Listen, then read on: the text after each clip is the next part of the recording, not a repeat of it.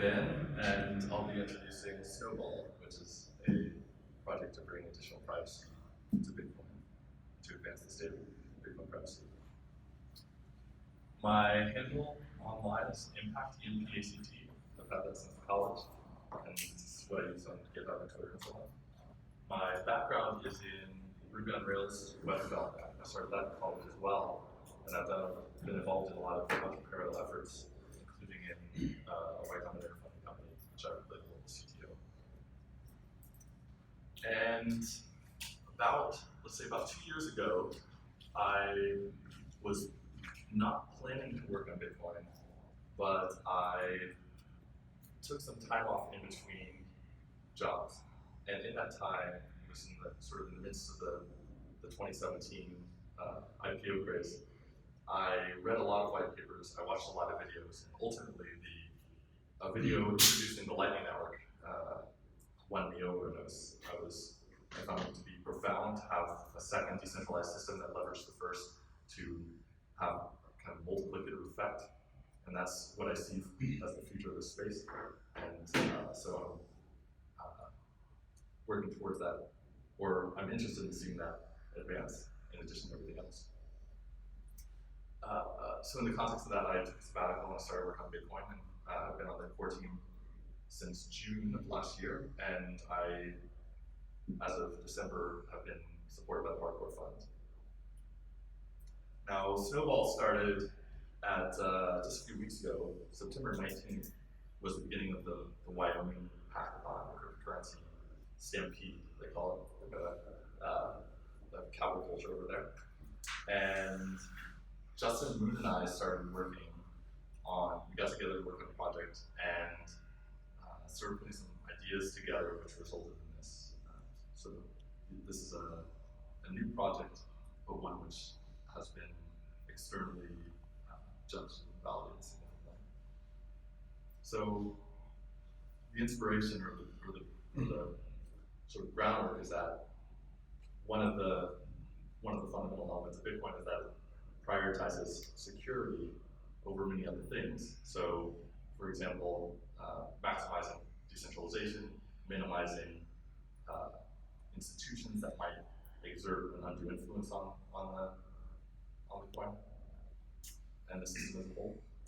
And one of the products of that is that it is an auditable chain, which is to say you can verify the entire chain yourself. You need not trust any external representation, and necessarily the ability to audit that chain reveals information about the interactions at play. And that being the case, Bitcoin you can't really call it a privacy coin, because while it is possible to use it in a way that preserves your privacy, it's not the default, and there are many ways to misuse it or to use it in a way that exposes information. So the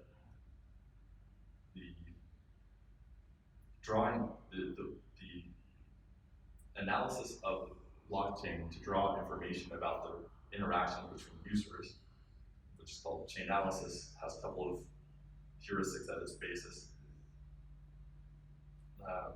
Just to give some examples, the ones listed here. So in any given transaction, starting with the common input ownership heuristic, in any given transaction, there are a set of inputs which naturally are assumed to be owned by the same person, because the person who broadcasts that transaction would have to sign for each of those inputs. And so while previously they were separate and maybe disconnected, now they are drawn together by this transaction. And this can be problematic. You can imagine, for example, if one transaction is associated with is associated publicly with the identity of the individual, and the other transaction is not, then it reveals that input is also associated with that individual. Another example of a heuristic is change address identification. So if you are able to identify which of the outputs is a change address, then that connects that output to the owner of the inputs. And so again, you have this extension of information. You know something about one aspect, then you now know it about this other aspect, which is the future use of that output. And another example would be subset sum, which is if you have a set of, for example, a coin join, which, is anyone unfamiliar with the coin join? I can get into that, but maybe baseball, okay.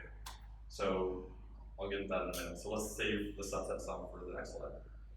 So let's say this is a simple coin join. Coin join is where two or more people collaborate to provide inputs to a transaction, and they together craft a transaction which mixes their inputs to produce outputs that ideally are disconnected from one another. So this is an example of a bad coin join. So you can see there are 4 inputs on the left side, and there are 2 outputs. And ordinarily, you don't necessarily know which inputs are associated with output by default. But by virtue of the fact that the top 2 inputs sum to the first output, and the bottom 2 inputs amount sum to the second output, then you can infer that the top 2 inputs are owned by the first party, and the bottom 2 inputs are owned by the second party. And so then you have a linking of information across transactions and exposure of identity or extension of identity. Here's another example where, if you look at this, it will be more difficult to infer the meaning of this transaction. So, all right, so here we have another example, which is another transaction where the meaning is not as clear, because you can see, for example, there's no subset sum that clearly associates one output with another, with a set of inputs. And this is actually constructed such that it's intentionally obfuscated by the introduction of this third input, the 8 bit cents, which have been added in by the counterparty which is then attributed to their output as well, but then obfuscates where the flow of funds is. So absent that additional input, you'd have 14 bit cents and 10 bit cents output and 4 bit cents as change. So that would be very clear. You'd be able to see the payment amount. You'd be able to see which is the change address, because obviously if the payment amount wasn't 10 bit cents, then you wouldn't need to use 2 inputs in the first place. So by adding this third input, it obfuscates the amount that's been transacted, and in addition, it violates this heuristic, which is that the inputs are all owned by the same person. And so you could interpret this in at least 2 ways. One of them being, well, all these inputs were necessary to make an 18 bit cents payment and are all owned by the same person. And the other being that it has the meaning of it, which is that there is this third party and that they are mixing their funds. So one of the ways you can analyze these sets of inputs and outputs is called coinjoins Sudoku. So if you imagine a large set of users cooperating to provide many inputs and produce many outputs, you can analyze them to connect the dots between a given input or set of inputs and a given output or set of outputs. And so this is an example of kind of an ideal form where there are many possible interpretations of this set of inputs and outputs. In this case, it says 1,496 possible interpretations, just by virtue of the fact that they have basically identical input amounts and identical output amounts. So that kind of reveals another aspect of this, is that these kinds of possibilities are combinatorial. So if you you increase the number of interpretations of any given transaction, then those can also have multiplicative effects across multiple transactions. So coinjoins, they counter the heuristics that can otherwise be used to analyze the connections between these transactions to improve privacy by disrupting those heuristics. So there's been a lot of significant work on advancing coinjoins in Bitcoin. So some of the most recent stuff so pay to endpoint was proposed by Matthew Haywood in 2018, and this was first published, as far as I know, it was published on the Blockstream blog, and it outlined a protocol which would then be used where the recipient or the retailer would provide a means for the wallet to cooperate with their web server to produce this coin-joined transaction. And I won't go into the specifics of that because there's a couple of things to cover. But the next is soon after Bust-a-Pay was reported by Ryan Pavar, and that was a simplification, and it was ultimately ratified as BIP 79. Well, maybe there's a better word. Well, it was given a BIP number, so it was approved. It was given a number, that's true. I could say, yeah, let's call it approved. As a, I could look at this. But anyway, continuing, we'll go back to BIP 79. It is a BIP, and there's a number of BIP. I don't know if, I think it, the bar for getting a BIP number isn't massively high. No, exactly. I don't know how high it is. Since then, I think some of the most significant efforts have been in the form of a few companies, Wasabi Wallet and Samurai Wallet, who have both been building wallet software that has prioritized privacy and security, and have been implementing some of the advanced features that are not otherwise, or not typically implemented in the standard Bitcoin wallets. So they've been leading on these things. And then most recently in January, Waxwing put forward some proposed improvements to BIP 79. So I came into this, this hackathon thinking the initial impetus was basically this idea that using mesh networking could be useful to advance in the context of Bitcoin. And this was partly inspired by the chat that's occurring in the mesh chat in Hong Kong, and also other mesh hardware that's being developed. So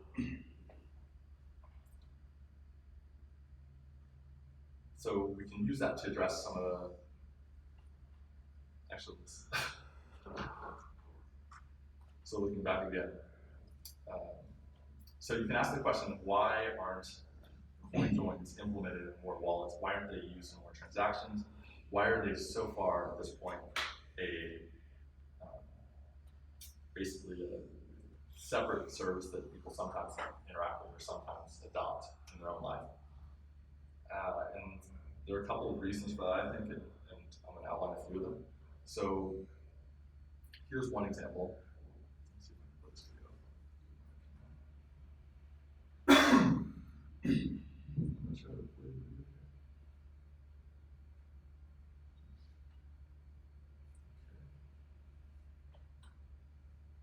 Excuse me.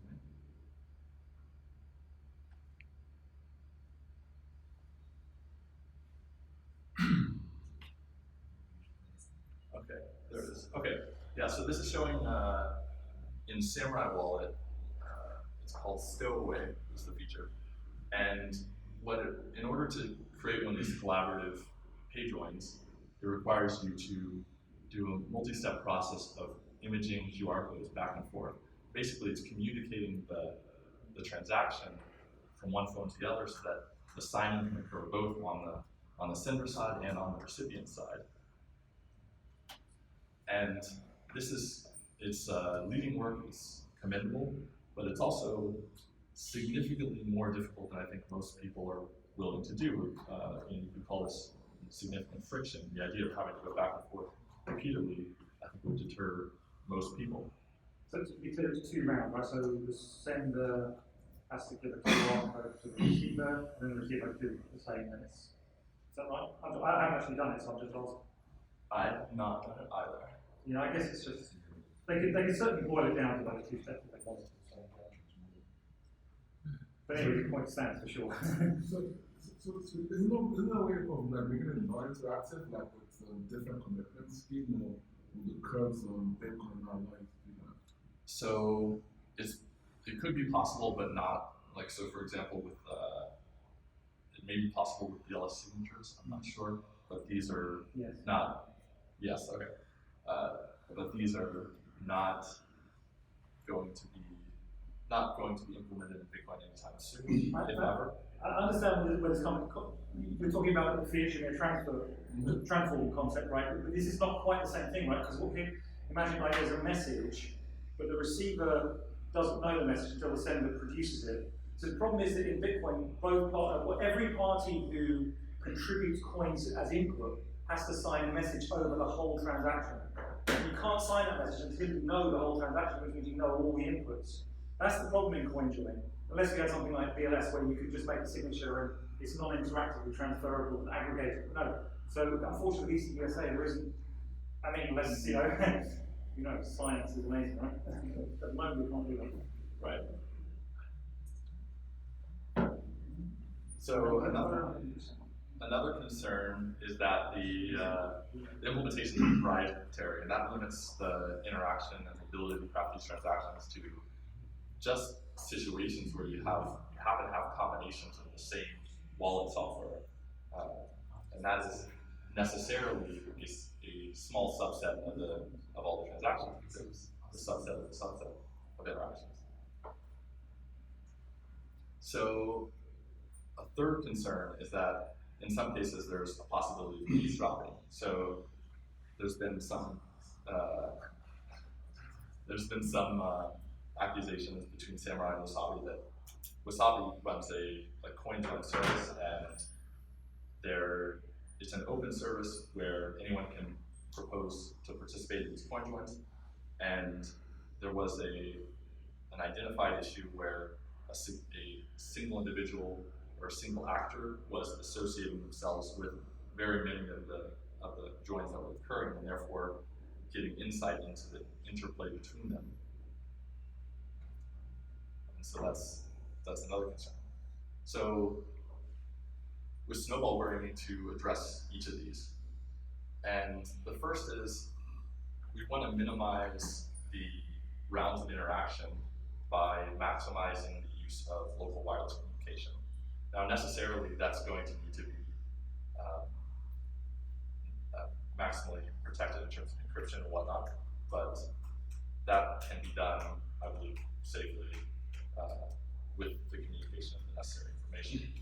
So, for example, you can communicate connection information along with the receive address in order to establish a secure connection.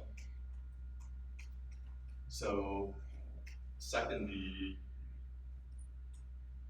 rather than a proprietary implementation, we want to have a library that requires no UI, that's open, multi-platform, and that can be included in every existing wallet. And we're going to be integrating it and providing it to every open source wallet. We're going to be doing that work on our side. In addition, we're going to be doing the effort of standardizing the protocol and the interactions, and in collaboration, of course, the community. And that moves us closer to a single and best solution that is maximally available, so that there are more cases, greater percentage of cases where a given user and their counterparty will both be able to make use of this feature. So another concern is, I think one of the reasons pay to endpoint and bus to pay haven't been adopted more so is that in general retailers aren't that interested in facilitating the privacy of their users' transactions. It's more the people who are most interested are the individual users who happen to be interested in privacy. And some people geek out on it, some people like to optimize, and so on. And so they adopt this as a practice in their life. And by focusing on these individual user wallets, similar to the strategy of Wasabi and Samurai, we're aiming to increase the uptake that way. And finally, by virtue of the negotiation occurring in a limited context with this local networking, the participation is limited to those parties, and therefore the extent to which you can eavesdrop over the overall system is very limited. Although it certainly does potentially, if not well designed, it could reveal information. There are limits to that. Okay, finally, the prospects, something that comes out of having this open system that everyone makes use of and that is implemented for all, is that you can also integrate best analysis that then verifies that the produced transactions are beneficial to privacy and only introduces the pay join if the privacy is markedly improved or notably improved.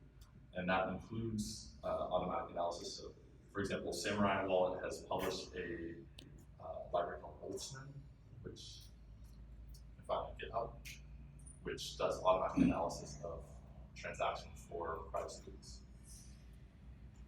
So our plan going forward is to finish implementing the initial proofs of concept and the initial integrations with the initial wallets. We've so far been working with Blue Wallet, Bitcoin Core, and actually perhaps another. And then we'll be opening pull requests on those wallets. We'll be publishing our protocol and giving feedback on it, and eventually putting it forward for standardization. So that is Snowball. We'll be updating the code here, and now I'll be interested in any questions you have. Cool.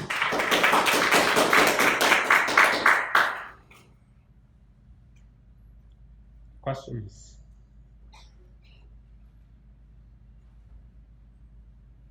I mean, Loop 79, the very last thing you said actually was we're planning on to only PRs and try to put stuff out in standardization. What's your protocol going to be?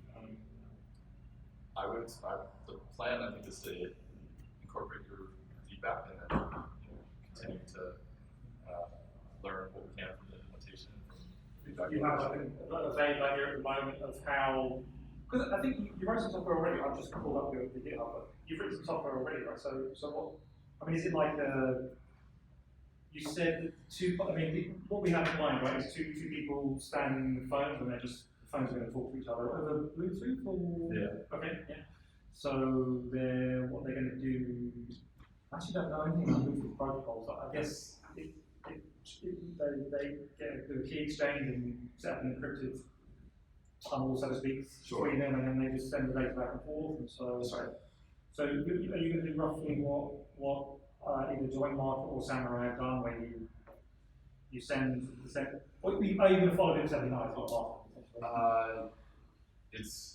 be a pay join. It's very similar to Loop 39, but also using partially signed Bitcoin transactions. Right, you're going to use PSPT, right? That's one thing. Okay. I guess that other thing I was complaining about that was the version, but that's a fairly minor technical. So that's not a question. But the PSPT question is interesting because some people will say, "Oh, but it's not widely supported," or We'll definitely contribute to the broad usability of it and just having a standard representation.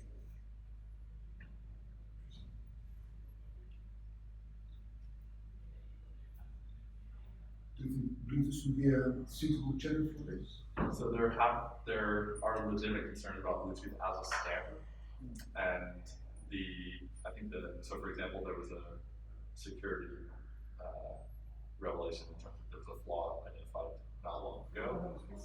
Yeah, and so in general, I think my approach to that would be to not rely on the encryption and standards provided by Bluetooth, and rather do our own encryption, decryption, and then it's sort of irrelevant if the flaws are in the protocol or in the implementation of the protocol. And you can do that by communicating the key pair alongside the receive address.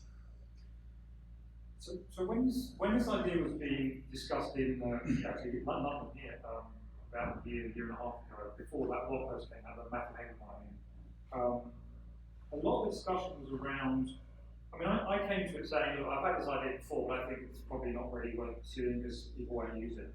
And then other people sort of won me round. They said, well, first of all, not everyone has to use it for it to be useful. That's a huge important point, right? But just to clear that point up for everyone, one of the most powerful things about this protocol is that it will create coinjoin transactions that are not seen as coinjoin transactions. And that means that if, say, 5% of transactions are of this type, and it's sort of vaguely known by the community that 5% of transactions are actually of this type, but they just look like ordinary payments, then anybody who says, look at this payment, I did use this, the deduction may be invalid because, so think of it as steganography, you're kind of hiding the fact that you're doing something unusual, and so it, in theory, increases the anonymity step. I'm really waffling now, I forgot what I was originally going to say. So that's pretty interesting. Well, yeah, and with respect to this point, in terms of analyzing the chain, if you have high confidence that a thing that looks like an individual transaction is an individual transaction, then you will be able to, I guess, below a certain threshold of alternative possibilities, you will be able to make a claim that this is the truth. Whereas if there's a significant use of an alternative, then it creates this ambiguity about what the possible explanation of that is, which propagates across the whole system, impacting all the interconnections of all the transactions. And that, I believe, that should significantly increase the base of possibilities and therefore the interpretation of that.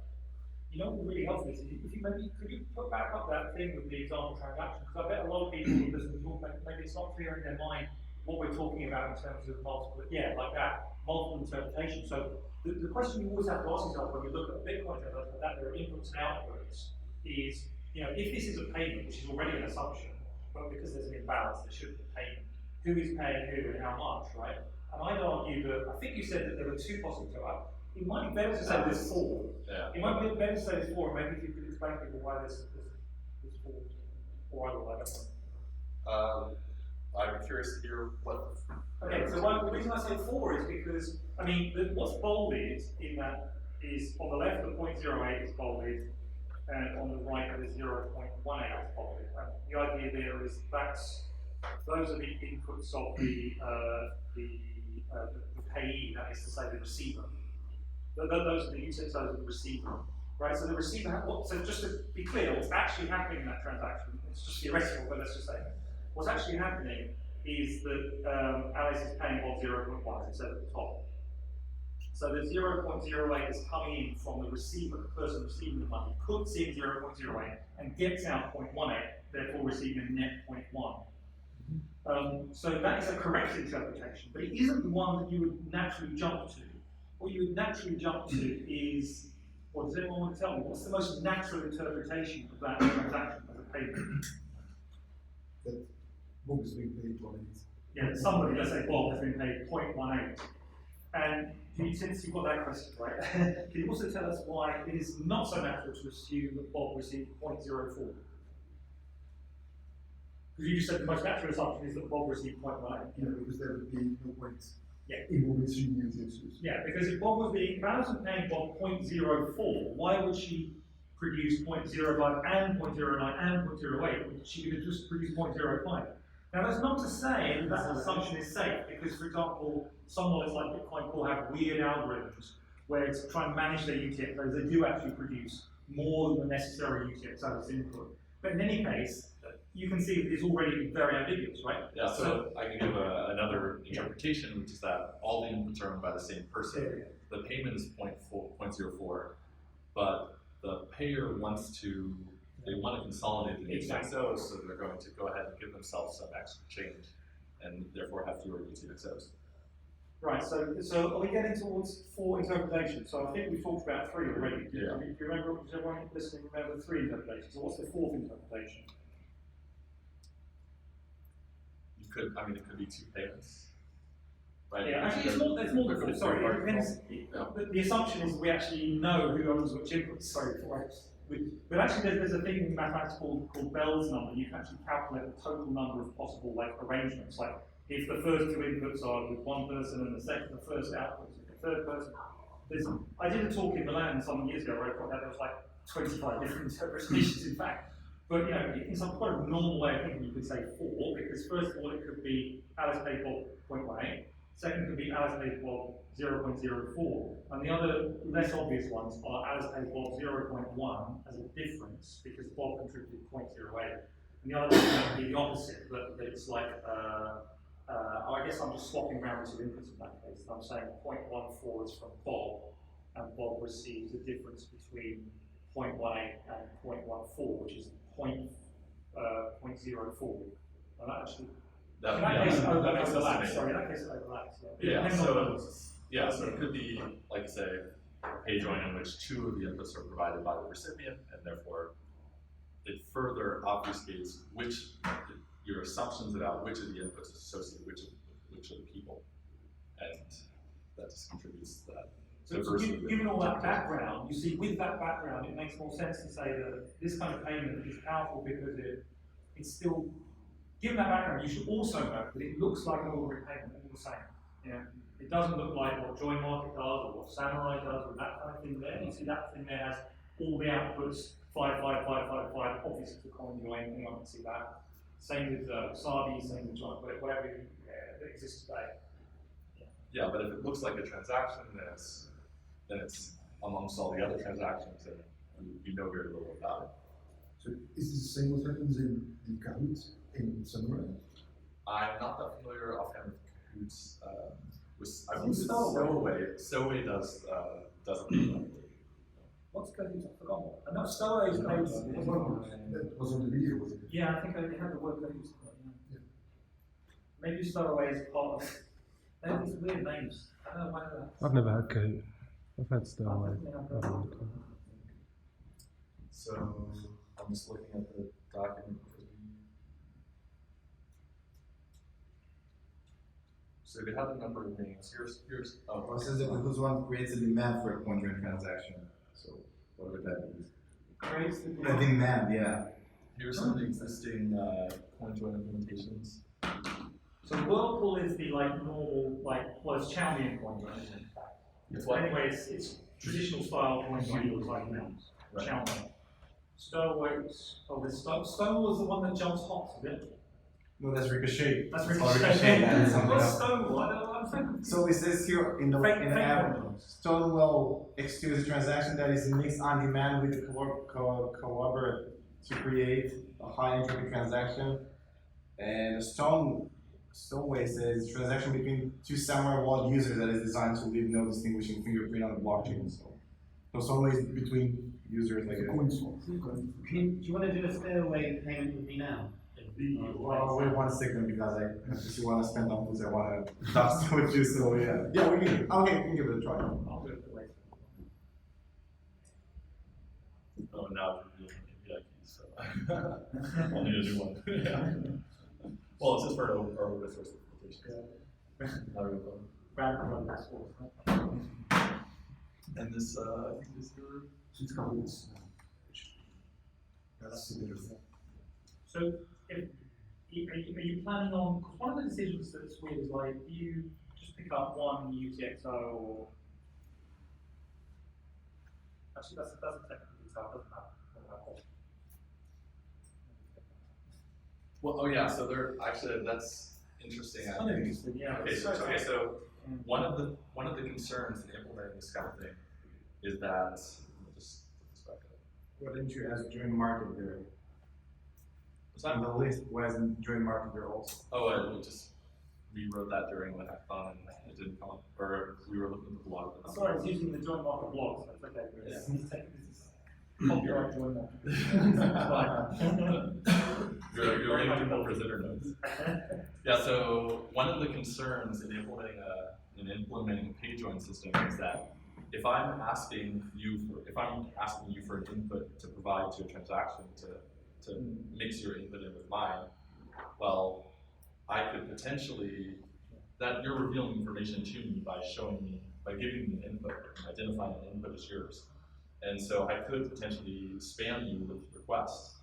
And then if it was implemented incorrectly, then in the first request, you provide the 0.08 input, and then the second request, you provide the 0.13 input, and then the third request, and you cycle through your inputs until you show me all of your inputs, and now I have all the information about all your inputs, and I will be able to track your transactions through the blockchain. And so the way that that's typically handled in the examples I've seen is that you do what you can to fingerprint the requester, which could be based on the inputs that they're providing in the initial transaction that they're asking you to join with. And based on that input information, you return the same input for any future requests with that same information. So then it makes it more difficult to request more information. If you have more information about the user, as we would in this case, then you can also limit information on that basis.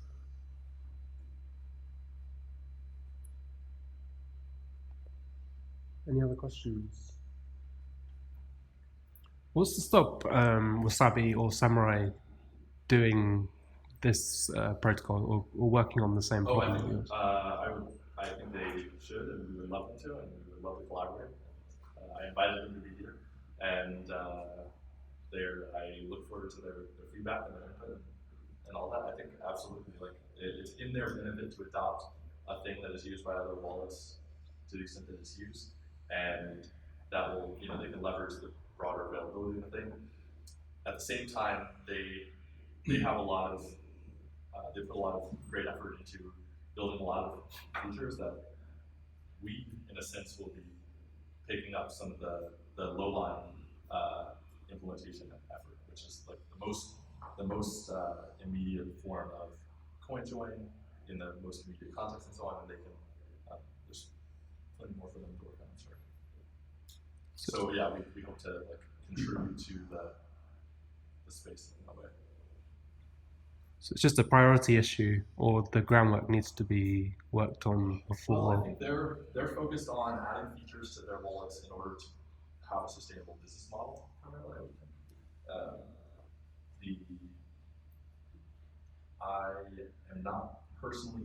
I do not have an interest in making income from this effort, so I'm very happy to go ahead and very happy to implement the open, make it open source as well. Seems your incentives are aligned properly there. Yeah. It does compete for time with my commercial efforts, but I'm happy to do that. So should we actually talk a little bit about the whole question of, you mentioned it, I agree with you about merchants and the idea of merchant locking. Because, think about it this way. How many of us pay each other with Bitcoin? Even if we're enthusiasts, just directly make payments to each other, almost nobody, right? Occasionally it happens, you go and have a drink and we just share a bill or whatever. But even if we use Bitcoin, I do sometimes, a lot of people don't use it at all, but even if we use Bitcoin, we tend to buy things from, maybe buy some digital goods like EPS service or something, or maybe buy t-shirts, I don't know. But that stuff is like to a merchant. And then, so the original discussion, the reason it was called pay to endpoint when it was first published out of that London meetup was because we were really looking for some fairly large scale usage of a protocol like this so as to create a real massive ambiguity in the blockchain. And that was the plan, right? But, it's difficult with merchants, and I think there are a couple of reasons. You identified correctly. The first one is, where's the real incentive for the merchant to do it? If anything, they may well have a negative incentive because they may feel the involvement of their own, especially if they have to use a hot wallet. Because think about it, this is co-signing a transaction, right? If you're a merchant, you just sell goods on the internet. You ideally would like to just hand out addresses to customers, and your wallet, your private keys are like 1 million miles away and nowhere near your web server, right? You've got an issue here because you've got to co-sign it when somebody pays you money. That's the first problem. Second problem might be, it seems like a bit of a weird grey area because things about privacy are very delicate from a sort of KYC and business and regulatory standpoint. And thirdly, also, when you have a client server set up for this, it introduces more of a danger of the kind of attack that you were just mentioning towards the end there, where somebody could be like, oh, let me make a payjoin to your merchant website. Oh, whoops, it didn't work. Let me try again. And every time they're doing it, they're collecting all of your UTXOs and all of your valuable private business information. Now, we discussed in detail some possible defenses against that. There are simple defenses and there are complex defenses and blah, blah, blah. But in practice, I mean, I came out of those meetings and I think a lot of people have come to the same conclusion, thinking, I'd love BTC Pay Server to integrate this, but I really doubt that anybody's going to do it a lot. Maybe really small merchants who are more kind of like, I hope the ones who get aligned, maybe they'll do it. There's an open pull request I believe to implement, or there's open ticket issue on GitHub for Electrum to implement diff 79, and the outcome for was that was well, someone implemented it. So, so here's the pay to endpoint post originally, and just to look at I think an interesting aspect is the advantages and disadvantages. So, as we said, it breaks the common wallet ownership assumption, and the subset sum analysis is you can choose the UTXOs to disrupt the association. It allows for that kind of joining of or consolidation of UTXOs. If you get down to the challenges, the receiver as well as the sender must be online. This is already necessarily the case if you're doing like a peer-to-peer payment with your phone in person. There's a slight delay, but that delay is minimal when communicated. I mean, it's a relatively small number of bytes. And the computations they don't take minutes, they take seconds or less. And it requires a hot wallet, but you have one if you're using it in your hands. Although, unless you might just have a watch only kind of, but that's less common. There is this point that the fees will be more because as you add another input, now there's more data to put in the blockchain that's going to increase the cost of the transaction from a fee perspective. And so the question of who pays those fees is sort of an open one as far as I understand. I don't think it's accurate. This is a really tricky point. I don't think it's accurate to say increases fees overall. Yeah, it depends on how much value the recipient puts on consolidating their UTXO. Okay, so the sender benefits from the privacy aspect, and they may be willing to pay the fees just for the benefit of privacy. The recipient may be willing to pay to consolidate their UTXOs. But how much value each party derives from the transaction, from the incorporation of that input into the transaction, is not clearly assignable. So what value then consolidating UTXOs? Because don't most wallets just do it for you anyway? Yeah, but when you consolidate UTXOs, you have to pay for that. But if you have a constant output, them are constant values bounded and bounded. But if you have UTXOs in your wallet and they're represented as you still get a consolidated amount. So is there any advantage in having an actual one UTXO as opposed to how it actually is? Yeah. You can choose when to do it. So if it's in a time of high fees, you have higher dust on it. But if you are doing this and the time of low fees, then you're better off. Yeah, so I would say it's not the case that wallets do consolidation automatically. They do point selection for you, and the algorithms are chosen to identify the best coins based on analysis over many transactions. But you will naturally, this happens more in retailers and exchanges and whatnot, but you will naturally accumulate a lot of UTXOs, and some of them may be very low value, and those run the risk of becoming dust, which is unredeemable because the value is so low that it's more expensive to send it and incorporate it into a transaction than the value of the transaction, of the input itself. So you essentially, so you want to consolidate. One reason to consolidate is to do like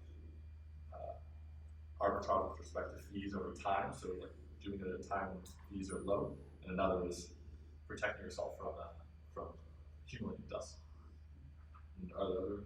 But there's something quite sort of unobvious about the specific payjoin transaction with regard to this whole cost of UTXO, which is, if you think about it, the sender has no net change in the number of their UTXOs for this transaction.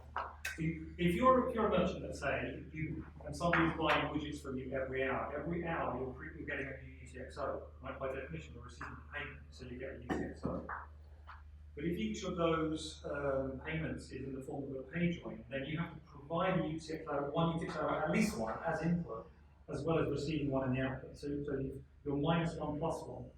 Yeah? Does that make sense? Yeah. So therefore, if all of the weird scenario is a merchant who all of his payments came in payjoins, he'd have a snowball UTXO. Sure. Yeah. Right? Because he'd start with like 0.01 UTXO his wallet, let's say. He's got nearly empty wallet. Somebody pays him 1 Bitcoin, he gets 1.1, whatever it was, 1.1, and then somebody pays him another, he gets 1. But it's all in one UTXO, because every time he uses the last one he got as input to the transaction, and he gets a new one coming out.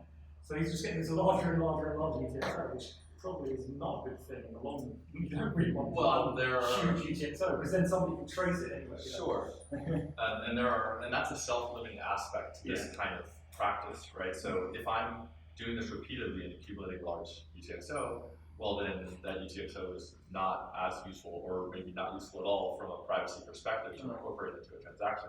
And therefore, you would, even if you were, as the recipient, were willing to incorporate this, the sender could analyze the transaction that's produced, compare it to the one that they provided in the first place, and decide not to include it because it wouldn't benefit them. Yeah, you did mention fallback. Having a fallback transaction. Yeah, so this is all built, I mean, there's a couple of stages, right? You have the sender produces their initial transaction that goes to the recipient, and then the recipient adds something to it, and then sends that added, signed, that input that's been added and the signature back to the sender, who then completes the transaction. So in that case, the sender has these two alternatives to draw from. So, sorry, are you guys talking? No, go ahead. Let's have that from us. So one of the issues with privacy is like subscription, and like whatever most schemes you use, if people subscribe to your services, then it kind of leaks information. So does this guard against that? Not particularly, because there you're talking about you're sending the same amount on a regular basis, and therefore people can observe the period between these transactions and the consistency between them. So, well, it helps a tiny bit with that, because the amounts are made unclear, right? I'm not saying to solve the problem. Sure, right. So the receipt amount, yeah, fair enough. Yeah, the amount transfer could be obfuscated using these by virtue of the fact that this other input is included. So fair enough. That does. So back to the incentives, like what is the pool of people? What's the size of the pool of people that can come and mix with you?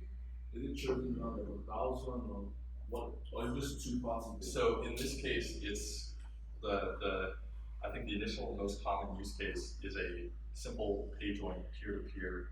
So if you've opened your wallet, you're in front of me, and I've imaged your receipt address, and our wallets are about to engage in broadcasting this transaction, that would be the most, I would say, the initial and most common use case. So how do you bootstrap this? So this launches on day one, and people want to start like, okay, not enough people are there to coinjoin, maybe like some. But wait, I think you're making an assumption, a very natural assumption, but which isn't right here, which is that you can define an anonymity set in a simple way. Like when we have ordinary coinjoin, like where equal size outputs, then everyone, you, me, everyone, can go onto the blockchain and check how many coin joins there are today. We can do it, like there's several Wasabi coin joins you can look at, right? And then you can say, well, look, this is the anonymity set, because you can see how many people took part, right? But with this kind of transaction, every ordinary looking transaction that you see on the blockchain with two outputs could be one of these. You don't know. So the concept of that anonymity set becomes either blurred or completely useless. So you think of it as steganographic, you're hiding the fact that you're using encryption technology in the first place. So that's why we keep saying things like, oh, well, if only 5% of people in the world do this, it could be enough. Because as long as we can create a doubt in people's mind that it might be happening, that's almost good enough in itself. Then someone like titled this, so they look at normal transactions. Now, recently, a couple of months ago, the announcement had a coin mixer shut down. Was this just the authority attacking the legal entity of it, and there was actually nothing they could do to stop that? This is all trustless mixing. This is not like some centralized entity having control. I think that was called like Mixer.io or something like that. Does anyone remember? The story from about a month ago. I know the one you mean. But that's like some centralized entity doing mixing, and then you have to trust them. We've had that for like 7 or 8 years in Bitcoin, and it's a terrible model, of course, because you have to trust them. They could run away with your money, or they could get attacked by the government, or whatever. So these kind of designs are more about, well, what can we do peer-to-peer, and it's more importantly, trustworthy. So I can do it with stranger even, and nothing happens. And this system is in the open. The code is open source. I'm describing it here for you. Anyone who wants to participate in the implementation of it or wants to pick it up, if I get hit by a bus, I can do that. I'm not necessarily important to the creation of this thing. Just to the presentation. So we sort of addressed in Snowball. We've addressed the challenges that are listed here, and I think that's the case. So you can have access to a full node. I don't think that's actually necessary. I'm not sure what. That's kind of, you can say that about Bitcoin generally, right? If you want to be 100% sure. You can't receive coins unless you know they're valid. That's the old age-old argument, isn't it, about lightweight wallets? It's not. So you could have a malicious recipient include an input that was not valid to be spent, but then they wouldn't receive the funds that you're sending them for payjoins, so it doesn't seem to be incentive there. Is there also an issue if you need more money than the amount you pay? So if you're going to pay someone 0.1, you might need more than that. The sender doesn't need any more than usual. The recipient needs money, right? They need their UTXOs online and the ability to sign them, which may be what they're. It's a good point. A receiver can't. If you're thinking use Bitcoin, you've got a fresh open wallet, fresh zero wallet, you can't do a payjoin. That's just a time problem. The thinking with Snowball is to make it entirely opportunistic and zero interface. I think it's the kind of consideration I think that should be either default enabled or disabled by default, and then having some setting on an app scale to do it when appropriate or beneficial. I don't think it's the sort of thing that you should have to approve to decide or approve at each transaction. And that being the case, then we don't really have to be worried about the cases where it's not applicable because it just won't occur. There might be an argument, counter argument, if you make this as a pull request to various wallet projects. If you say to them, this should be on by default, they may reasonably say, well, that's kind of a violation of the privacy of the receiver. Because the receiver, if I want to receive Bitcoin, I don't necessarily want you to know anything about UTXOs. Fair enough. I mean, I don't like that argument, but I think it's an argument well made. Because I agree with you, these things need to be really frictionless to ever really get any traction. Yeah, and it may be the case that different wallets position themselves differently on the basis of features like this. Say, like, more private by default is a way they can present themselves. It also depends on the robustness of the checks and those things, the guarantees that we can make in making these changes. Let's go down the list. So this is just to bring up. All right, these are the suggestions put forward in January. So you can look at that if you're interested. Here is BIP 79, so we can look at the the status of it. Actually, you're right. It is proposed. So, so improper to say ratified in any way.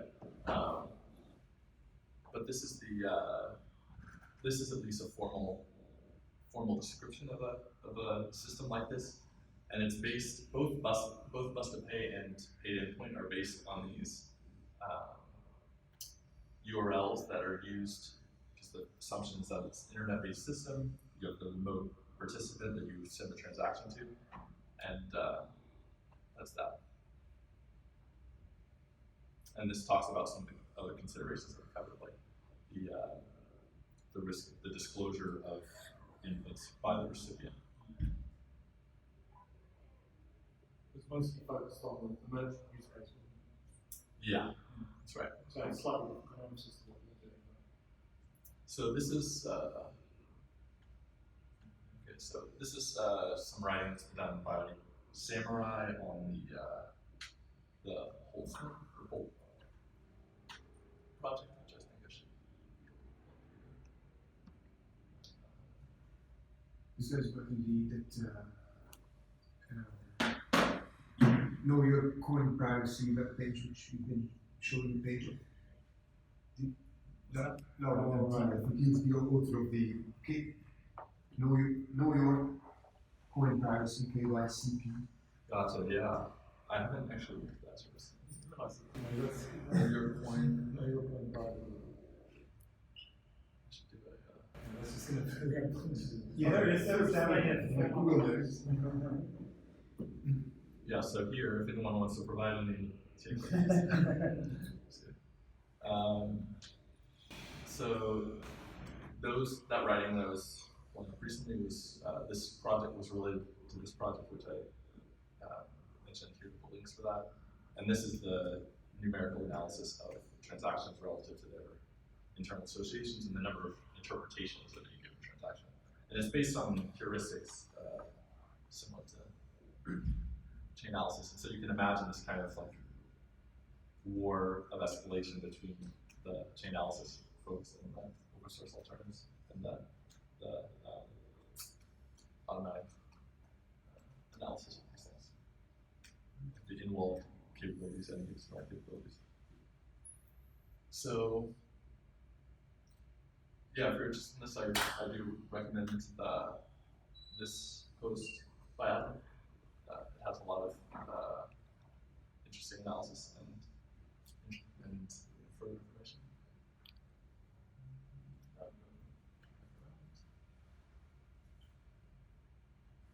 Okay, if you guys are interested, we could get into Bitcoin pull requests now.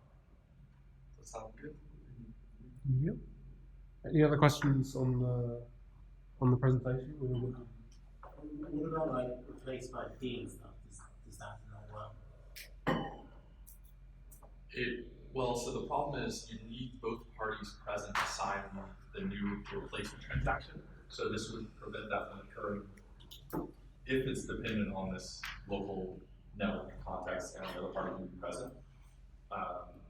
There's a possible extension of identifying, it's possible that your wallet could maintain a list of known collaborators or known trusted counterparties to invite into transactions for this kind of mixing.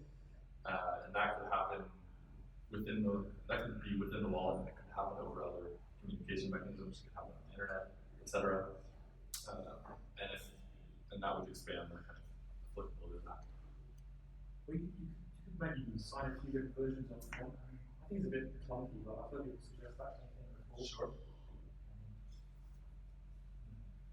Yes, it could certainly be negotiated because you could have, for example, the payer pay extra fees. So then there's no disincentive for the recipient to sign all these versions because they don't really care how many fees are paid.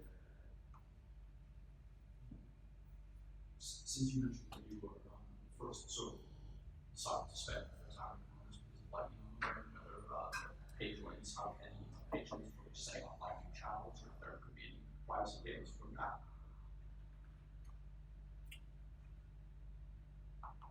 Maybe it's not.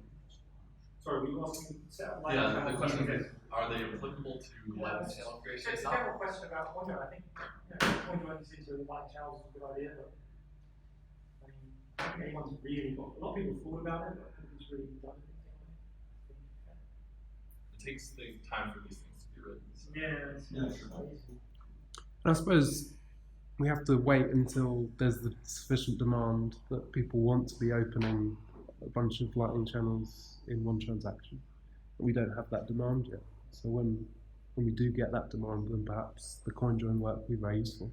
Sure, but yeah, the network is, there are a lot of sides to the market that are being worked on simultaneously. So you have like the Watchtower implementation, which was a high priority thing to implement, and you've got point of sale, you've got other such things that are being worked on by different people at a given time.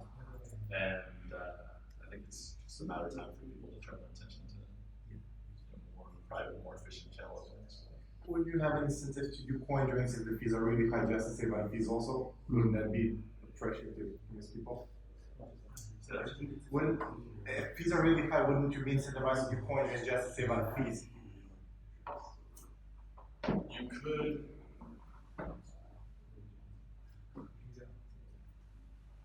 I don't, do you have a thought on this? Like, if fees are high, would you want a CoinJoin to save on fees? I think, yeah, because you want to do it when the fees are low, because it's kind of a maintenance effort. But this is one of the things, like, you've got to get the distinction between what we think of as CoinJoin today, which is a kind of add-on, right? So you do your normal stuff, you pay people, you pay businesses, and then you do a CoinJoin to improve the privacy. It's an additional transaction, and it's extra money you've got to pay.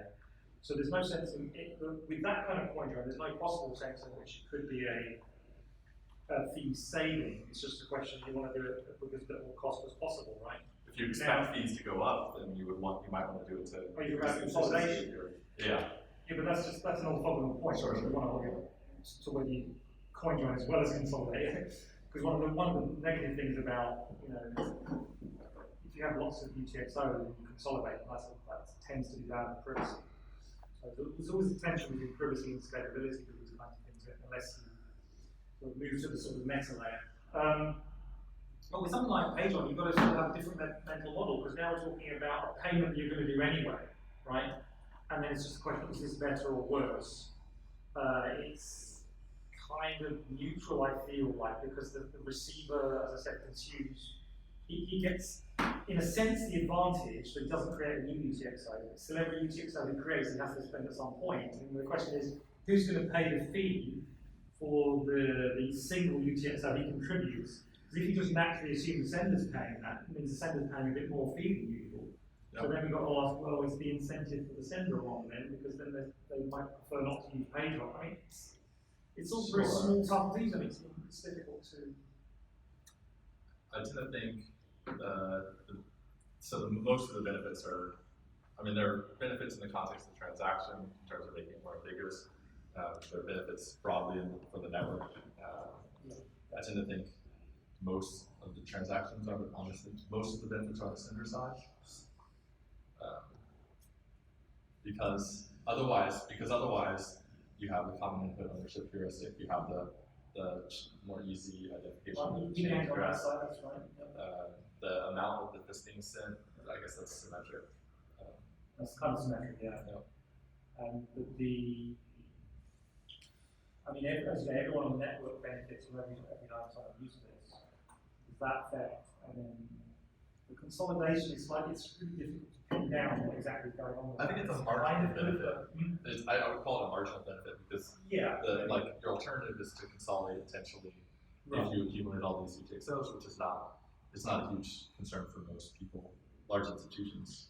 Actually, isn't that a valid argument? If I'm a merchant, I take 1,000 payments in a day, and I don't increase the number of UTXOs I own, so I start with one and I end the day with one, then there'll never be a consolidation transaction to link all of the UTXOs. Whereas in the scenario where I receive 1,000 payments, I get 1,000 UTXOs, and in the naivest concept of consolidation, I'd have to spend all of them into one UTXO, which is clearly worse because it links all those 1,000 payments. The difference is with payjoin, all the 1,000 payments will also be linked, but they'll be linked in the graph. It's like linking in a. they wouldn't be linked by necessity, where I guess if you're doing a consolidation, you want to put as many inputs in as you can to minimize your cost per input. When you say they wouldn't be linked by necessity, is it because you're thinking that the merchant may have several units, so it isn't just like one line of the graph, it could be... Well, you could do, opportunistically maintain as many independent change of transactions as you like. And you would necessarily, or automatically, on the basis of this like accumulation effect that we were talking about. So it has interesting properties, and the fact that it's automatic, I think, is really interesting as well, because that makes it more likely to be broadly used. I don't understand why you say the economics don't work. In a high fee environment, why isn't the economics basically the same as an exchange transaction batching? I'm totally lost. What am I saying doesn't work? I don't understand. So you said, the question was, in a high fee environment, why isn't there the incentive to have lots of Lightning channel opens in one transaction? Oh, yeah. Using... So the question is like, it doesn't make sense to do a pay join in a high. Oh. But you see, he's asking, let's say we're in a high fear environment and there's like 1,000 lightning channels that are going to be open. You're saying, wouldn't it be better economically if we all open? And my answer is that yes, but really like marginally. Because you're just talking about the metadata and the transaction like a long time. What do you share? Because suppose you and I just do a coin join where you're making a payment to Will Ben. Woosley. You look like a Will, it seems reasonable. You're making a payment to Ben, I'm making a payment to Open Arms, that's how I know it. So, in that situation, we both going to pay for the input and the output that we have, and we can do it separately. When we do it together, we just save on the metadata of the transaction, ignoring Schnorr. So what would that be the same as a Lightning channel? The name I know this by is channel factories, and there are significant benefits. It is akin to batching a transaction, and that's just having a collaborative single transaction for with many different inputs to open many channels. And the overhead, I think, is significant. It's like, or if it were not significant, then it wouldn't be significantly beneficial to do pay to many, right? Because the overhead for a small transaction, I feel like essentially, I don't know the actual number. If you think about batching, that's a good thing to bring up. Like batching, I suppose an exchange does batching. Isn't it principally the reason they're saying is because of chain, right? Yes. Right? So if you talk about two people doing two separate things, like you're opening a Lightning channel for him, and I'm opening then we're sort of disjoint, that we can't share the chains, right? So therefore, the only gains we're going to make is in the metadata of the transaction. But if I'm making tons of payments, if I make them all at once, I only get one change output instead of having 100 change outputs. Yeah, 95% of the savings is the check. It's like 10 bytes per transaction. Yeah, that's the best. That's what I mean. A lot of time, whatever, I get shared. That's just like a few bytes here and there. Always good to remember principally what we're paying for is signatures, actually. That's the thing that really, well, we'll segue, that's something like. There's also the hyperlink, which is kind of a mix of batching, just coming out. What's that? Hyperlink of Alex Woosley, but it's not related to coinjoins, it's just a kind of batched loops out.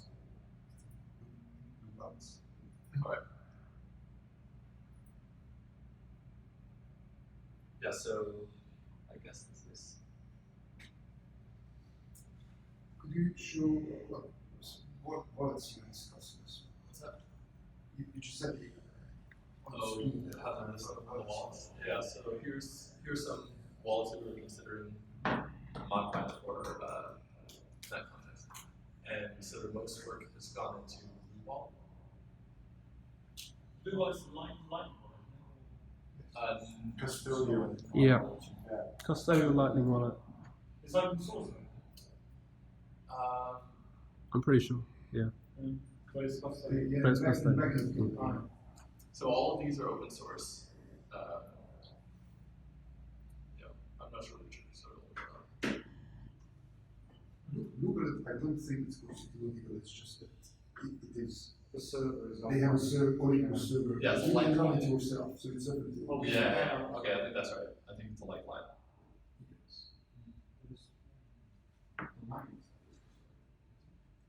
What was that?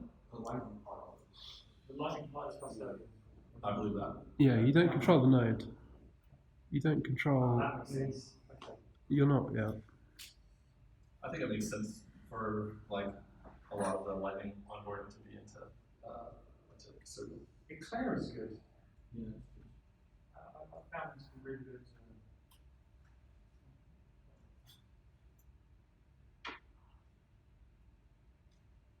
All right. Do you guys want to switch gears into Bitcoin Core? Yes. All right.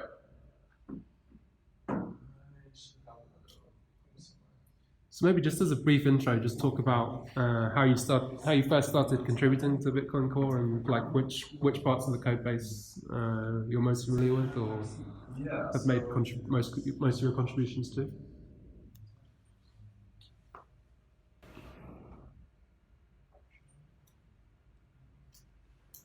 So I have a practice for getting into new code bases, which is I was at 99 before this meeting, so Congratulations on your yeah, switch. right. We're now running the ventures against macOS. All right, so the way I approach a code base, particularly a large one like Bitcoin, is that there's a natural difficulty learning curve, right? So you have to make sense of all the different systems and how they connect and what are the important points and whatnot, where even is the important code.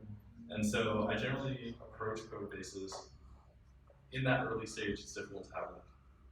I need personally early wins to motivate me to continue. And so what I do is I look for opportunities to clean up the code.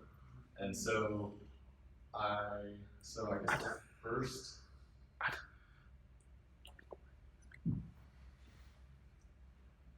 So the way I started was just looking at the code.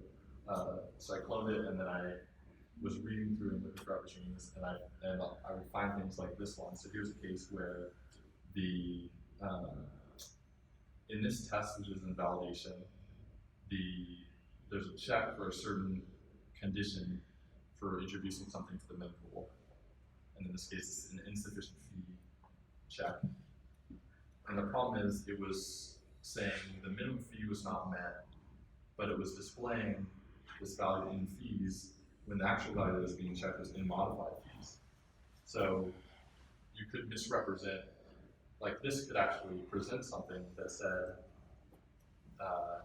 X is less than Y, where X was not less than Y, because the modification that occurred changed the relative position. Were you already a C++ developer before this? I've done some C++ so my first job after college was with Microsoft, and I worked on C++ systems there. And so you can see this is a very minimal change, and it requires, it's easy to review. You just have to, make sense of that value. How did you find it? How did I find it? So now I'm looking into the records that I did for myself before. I think I found this. So here's an issue. So I must have looked at this bug, and it said this doesn't include the necessary information. And this is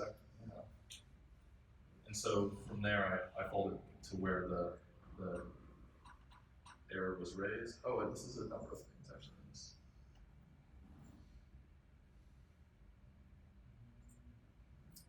Yeah, so this speaks to what I was saying about cleaning up the code. So first I fixed this bug, which is a bug in the debug output, so implications are narrow.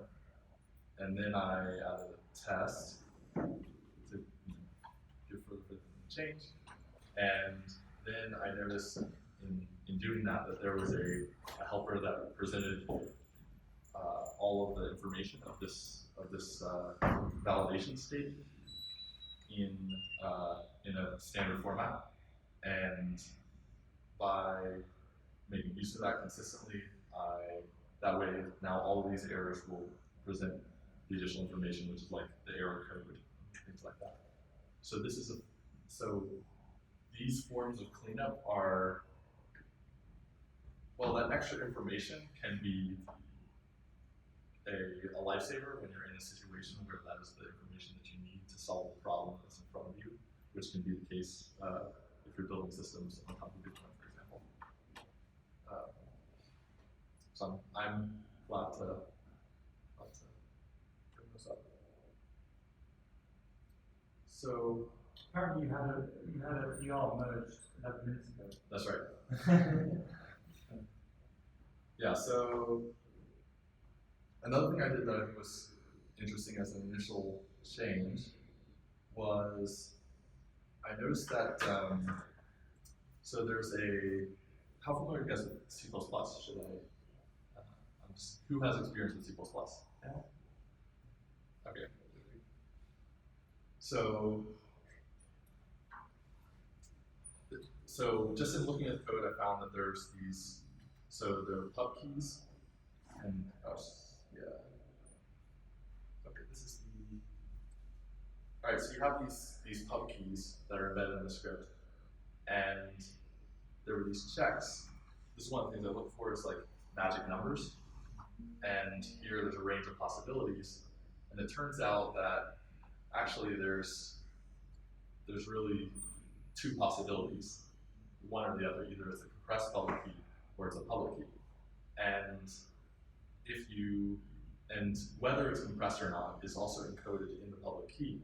So rather than make a change that says, make a check that says, is this the same public key at all? We can make a check that says, what is the type of this key, and does this key represent itself in a consistent way? Which is to say, is its length consistent with its type? But surely that isn't a sufficient logical condition, right? Because there's only, as you say yourself, there's only two possibilities. Sure. It does have to have the length at the end, but it also has to be 33 or 65 or 30. No. Yeah, so let's see. So getLin returns either 33 or 65 based on the type. Okay. And so if the Yes, size, because it's not literally the number, it's the code which corresponds to the right length. Yeah, that's right. yeah. So here's a change that disallows certain incorrect or problematic representations. And by narrowing the set of possibilities in the code, then you can reduce the space of possibilities and like the number of problematic interactions that could possibly occur. So I have a few more in the tabs here. I can pull them up.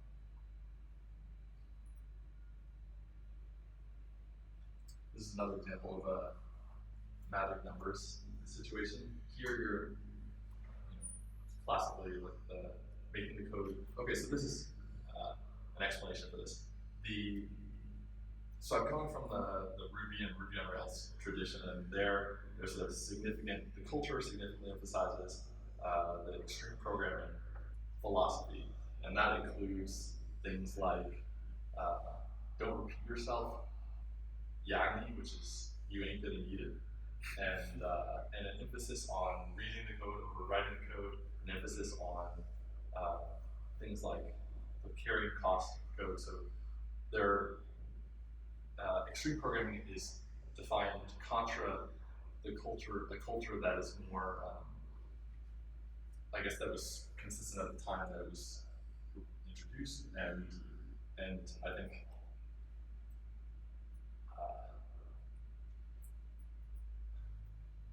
what can I say? I think it's a beneficial contribution to Bitcoin development because it motivates refinements that might not otherwise occur, and there's evidence of that in the history. Okay, so here's a funny example. So one of my focuses has been increasing the number of automatic checks on the code base so that it reduces the reliance on reviewers, because if they reviewer attention is variable and this is less simple. So basically, this is a linter that identifies if a CPP file has been included, and it's interesting that some people questioned whether this was worthwhile, and Sorry, what does that mean to check? Whether CPP file is included instead of header file? Is that right, instead of header files. which obviously you're not supposed to, that's not how you use Right. C++, right? Or, Yeah. So it had occurred in different cases in the past, and that was what motivated the introduction. And so there's a conversation around this. Basically, you can point out, you can identify the cases where that thing had occurred and call out these examples where they were introduced, right? So once you okay, right, because what's that? 10,000, including the CPP files, like including 10,000 pound. Right. Here we go. Yeah, this is a really interesting point, right? So you're saying if the reviewers don't catch this, we have a really big problem. So then if you cite where the reviewers did not catch this, and then you see the conversation that occurred around this, that can illuminate the importance of this. So in this case, it was only Vladimir that reviewed this. And so the same person who's questioning it can see that this, but all respect to Vladimir. Yeah, absolutely. Another thing I've been doing is breaking circular dependencies inside the code base. This is more something I did last year, but I guess it was SIPA that introduced a script that checked for these, and there wasn't. This is a simple example, but I guess for that one. That's another thing that will simplify the analysis and the compilation and the other aspects.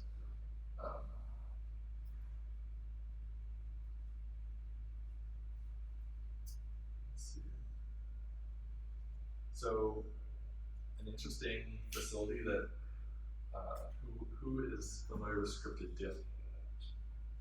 So this is a part of the Bitcoin toolchain that was introduced to increase or reduce the review burden. And what it is that you can mark a commit as a scripted diff, and the commit itself in Git will include changes, a set of changes, and the commit message will include a script at the bottom of the commit message. And by virtue of the way it's tagged and the existence of the script, the CI can run this script against the code base and verify whether the changes that are included in Git are identical to the changes produced by running the script against the code base. And that enables anyone who's reviewing this commit to say, well, is this coherent? If this is coherent, then it's less important that I strictly understand, that I have strict scrutiny on everything else. And it's also the case that as you rebase and apply these changes to other parts, as the code advances and you rebase and it changes underneath your PR, then the script will alert you when a new case is introduced that you would otherwise have caught. Is there a slight danger of this kind of thing, like, because there the reviewer is tasked with understanding that said script, in this case it's said, it could be whatever. Sure. So maybe there's a natural way to interpret that is actually wrong, there's some subtle thing wrong about that, and then, because that's quite difficult for humans to parse. So mine was not regular humans. So there is a strict limitation on this thing, which is that these two change sets have to be coherent and consistent. So if you're crafting a malicious script that presents us one thing and does something else, well, that change also has to be present in the diff below. And so by checking both, basically you you check both, and then this gives you greater confidence that that will be consistently applied in all cases. And whatnot. And your workflow is that you make the changes and then you write the script, or you write the script and apply it to the code base? In my practice, I think what I do is I make the change outside of the script. I check it and compile it and things like that, and then I craft a script that I could then check against the code base, against the changes I had already made. So. And would the script, would the bash script be reviewed, and like, does it matter how well written that bash script is? As long as it works. I think the most common review comment I've seen around this kind of thing is that people will ask for a scripted diff to be included if the change is of a certain type that's well suited for this kind of thing. So that'll give them greater confidence in the change and how it's played. But I haven't necessarily seen people ask for changes in the script. This is another example of kind of a consistency of checks, where this function includes some error conditions, I guess, that by using it consistently, then we consistently apply these error conditions and then consistently alert when they occur. And so you can see in a lot of cases there was no such error condition being caught. It was just left for whatever happens. There was a funny case of this. I think something happened after it was merged, but before it was released, where someone encountered this issue. Like maybe Sawyer did, but maybe that was a different pull request. Anyway, here's another thing I did was introducing a resource acquisition as initialization system for cleaning up database.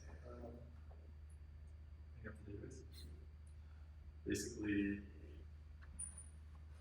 you have to, when you're storing these objects that are representing private keys and things like that, you have to also clear the memory to make sure it's not left over to be read by other software or other systems.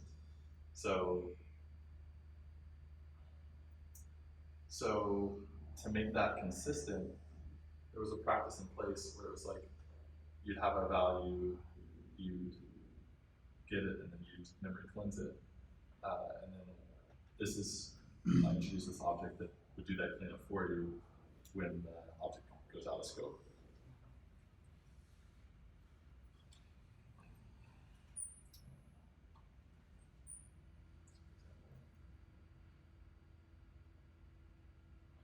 There's inconsistency among versions.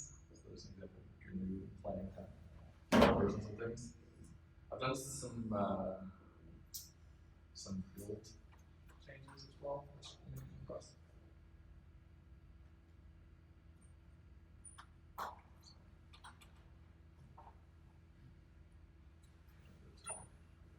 Only 270 pull requests a month. That's pretty good, isn't it? Oh yeah, right. It used to be over 300. So.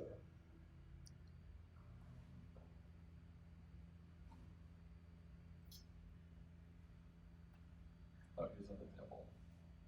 I guess SIPA introduced the script to detect them, and then I introduced a linter to ensure that new ones weren't introduced. And there's a real sense in which having something that people have to go and run to make the results present is much less value than something that's consistently run.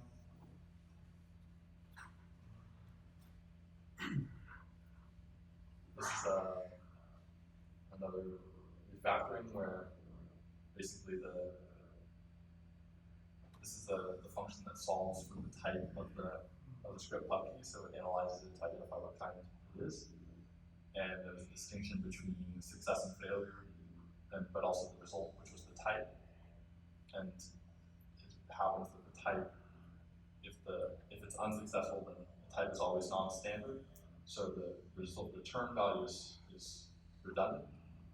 And this is something that touches a lot of the code and makes it easier to it flows more cleanly. It's easier to read it, and therefore ideally to reduces the risk of bugs being introduced.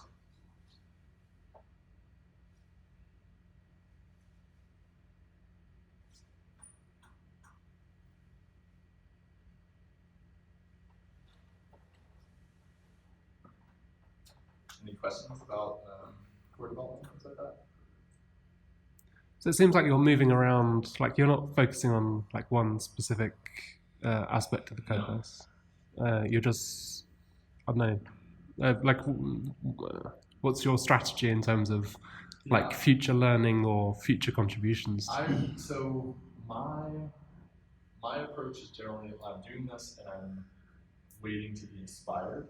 So I'm looking for opportunities, and I'm educating myself on the code base as well. So like and the inspiration comes in specific contexts, like with this hackathon, for example. So that would be an example. I also have a commercial effort that I'm working on. Some PRs come out of just, you notice something's wrong, you're doing something, and then you chase it down, and then you start to read more and more, and then hours later, I don't know, I'm just guessing how it works. Totally, yeah, and then, or it's also through code reviews, like we're reviewing pull requests, things will come up in the context. So you sometimes just like literally sit down and say, I'm gonna review PRs. And how do you choose which PRs to review? I generally just look at the most recent ones, and then and then also there's hyperarray for review, which is project. It's a shame you can't do, like in the old days on discussion forums, you used to like go to the post at the right top, and then your post would go to the top, and then you know PRs goes to the bottom, your PR goes to the top of the list. So this is a feature request for Pierre Richard's Bitcoin Axe. Is anyone Or is anyone not familiar with high priority for review? I guess you're not. Not really talk about that. Yeah, so this is one of the few instances of collaborative prioritization that occurs, which is on IRC on a regular basis. There's a meeting where people will propose or will add pull requests to this list, which is the high priority for review list, and this draws some more attention to it, and people will generally prioritize reviewing these things, and that helps move them along more quickly. And this is a case where like any individual in this meeting who's a core developer can identify pull requests and bring it, elevate it that way.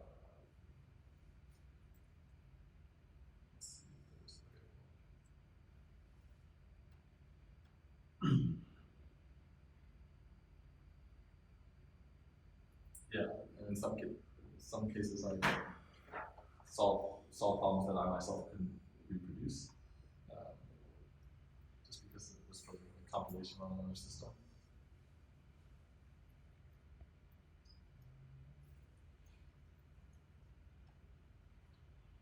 And the most recent one was running the linter against macOS on CI, so that it helps to ensure compatibility with the script level stuff, the bash scripts.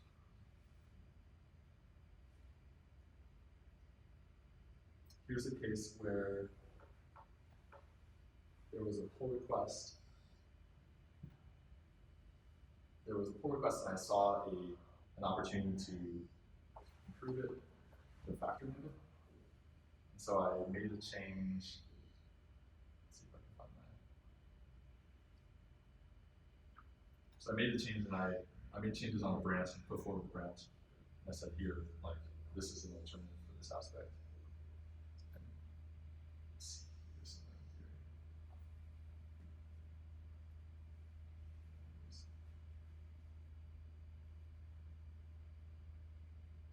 Oh, wait, is that the one? I think that might be the one that caused the problem for us in joint market because the problem was that if you import, let's say, 100 addresses, it takes twice as long as if you import 50, which doesn't really matter if you've got SSD, but maybe it's different. But what I'm thinking of is something to do with the database level. It was writing, it was a lock or something. I think this should have sped up that case that you're talking about because Also, this is already merged, right? it's merged. But it's in master, is it in the This is merged in May. What this does is instead of it batches a lot of the database operations so that which should speed up the operation by reducing overhead. And the benefit should increase as the number increases. But it's definitely in the release. Anyway. I'm not sure, but at least it's info we can find out. Because I was told there was a PR version of master that fixed the problem that we were having. Yeah, I'm not sure. It was definitely in 0.19. Yeah, 19, yeah. Yeah, that's what I was told, it's coming in 19. Yeah. Which Okay, is that may be the fix. Yeah, that is. Yeah, so in this case, just for an explanation, this basically this new implementation was using get DB handle from pwallet, and the DB handle is this low-level database access implementation thing. And so if you're leveling it up to a higher level, you're expanding the scope of all that interaction that can occur. So like if you look at the wallet that they're trying to make some of the database access, you won't be able to know without considering those other uses. So the change is to introduce methods on the wallet that internally handle that database handle. And the goal is to, the motivating factor is this actually has a comment on it that says, ideally this should not exist. So perhaps one day I'll pull request to remove it entirely. So I'm modest about my contributions, I think. So one way I think of Bitcoin is this artifice that has existed for 10 years and may exist for thousands. And as such, I have a reference for it and I seek to refine it and perfect it. I think it's something that ought to be perfected and will be with time and use. So I'm glad to participate in that.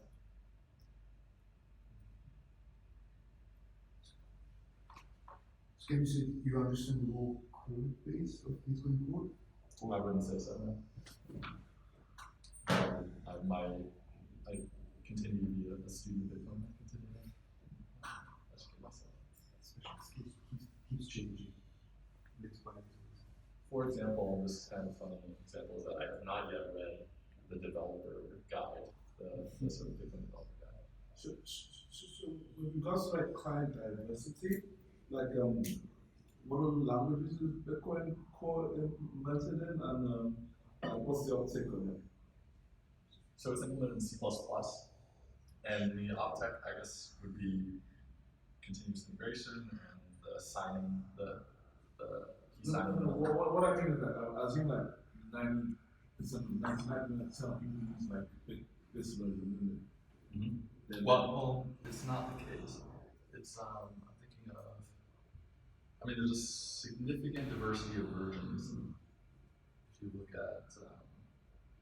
So there's BTCD, which is a Go implementation, which isn't necessarily that widely used, but it does have the advantage nowadays. It's the backend, it is one possible backend for LND, which is one of the major Lightning implementations. So that's in Golang. There's another C++ node, Libitcoin. that was been around for years and years. Now, other languages. It's tricky. Is there a full node in Rust? There's a Rust one. There's not like this, but is there a full node? I think full node is well. 100% parity in it. Oh, parity. Yeah. Parity. You have one. But parity with which language? Rust. Well, That was Rust, was it? They include everything in Rust. Okay, cool. There's also like a skeleton Julian implementation as well. Yeah, No, there's something. yeah, it's meant to be like false. Rust Bitcoin is fully featured as far as I understand, But it's but no, it's isn't it? not. I think it is. It's just it's not. It's recommended not to be used in production. And some would say nothing should be recommended. There's this website, Fork Limits, that they're on trying to run every independent implementation. And I've only got 4, so Bitcoin Core 1, Bcoin, BCD, and Litecoin. Bitcoin, that's what it is. JavaScript, right? There was another couple that I couldn't sync to. So I could only successfully sync 4 independent implementations. I tried to sync. I think that's what matters because a lot of people started like just from love. Can you see? And Litecoin was very difficult to sync. Really? You had to have a lot of RAM and wait like several. It basically puts everything in RAM, but what's his name? He sort of advertises that because there are sort of advantages in performance once you've got everything in RAM, but you have to have a lot of RAM. Yeah.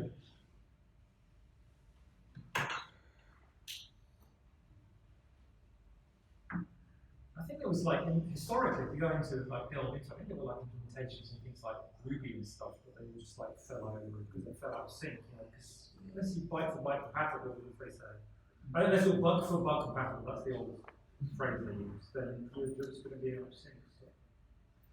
So here's the example Travis CI run. So we have a linter that runs first and then tests on many different systems, combinations of systems, some of which don't run all the tests for various reasons, but which there's significant coverage.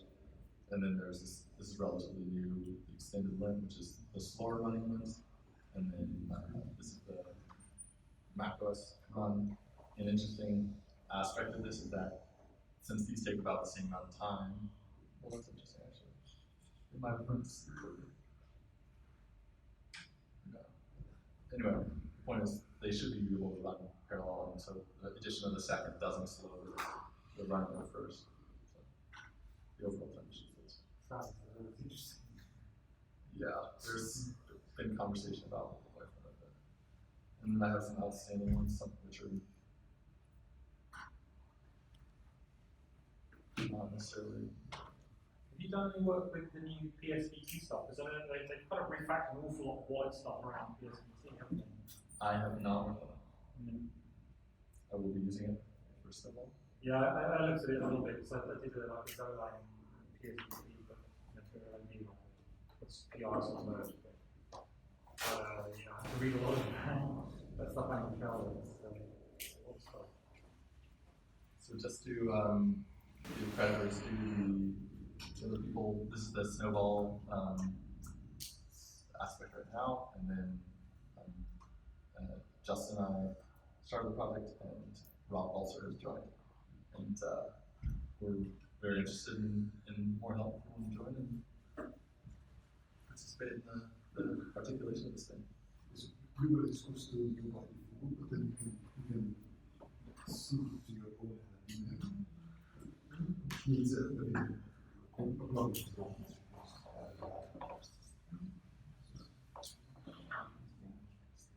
I have stopped using it because but I think we were using when we were thinking of doing it from this implementation of customers.